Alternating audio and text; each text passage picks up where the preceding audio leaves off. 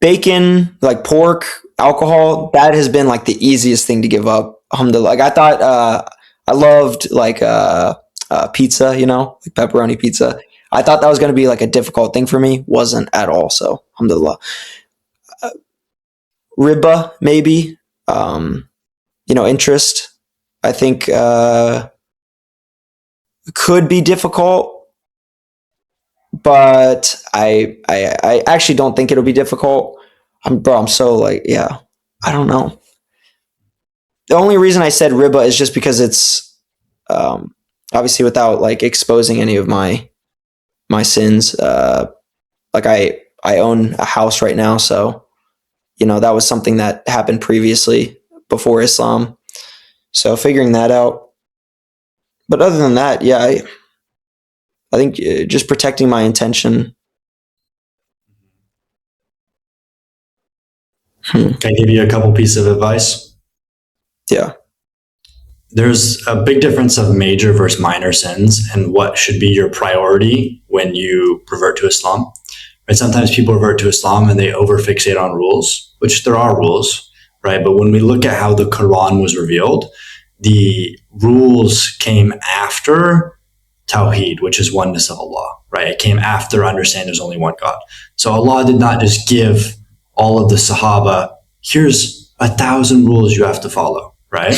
Yeah. So it's important to not burden yourself with rules. But when looking at rules, there's a priority of which ones are most important, right? So for example, if I was going to advise a new revert on the sins to like do your absolute best to stay away, the two sins I would say would be riba and zinna, right?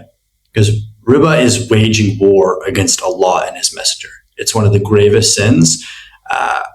If you're in a position where you have a house and you have to pay interest, I heavily recommend you talk to a scholar or your imam local and get his like opinion on your situation.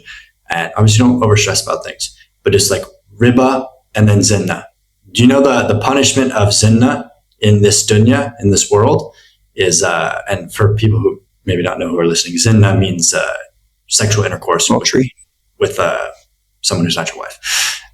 The punishment of that in this world is poverty, right? And then the punishment in the hereafter is exponentially worse. Like those are the two sins that I do no matter what, stay away from.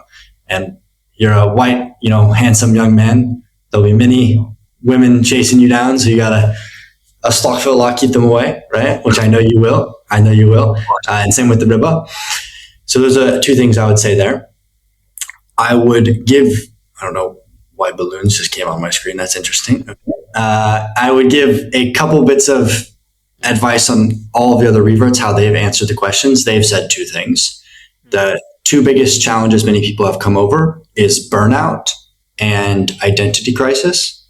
So the burnout is where they force themselves too much. They put too much pressure on themselves. And this happens around month 6, where they put too much pressure to learn all these things. And then they're like, oh, what happens? They kind of crash. And then like months later, they have to rebuild their faith. So what I would say to avoid that is take your time in learning your religion. Don't stress about things. Understand you're 22 right now. This is a 40-year process, a 60-year process, right? You don't need to be perfect right now. So the Muslims who burn out is the ones who think they need to be perfect right now. You're not meant to be perfect, right? Alcohol wasn't even prohibited until like the first 13 years, right? So I'm not saying go drink alcohol, but I'm saying give yourself time.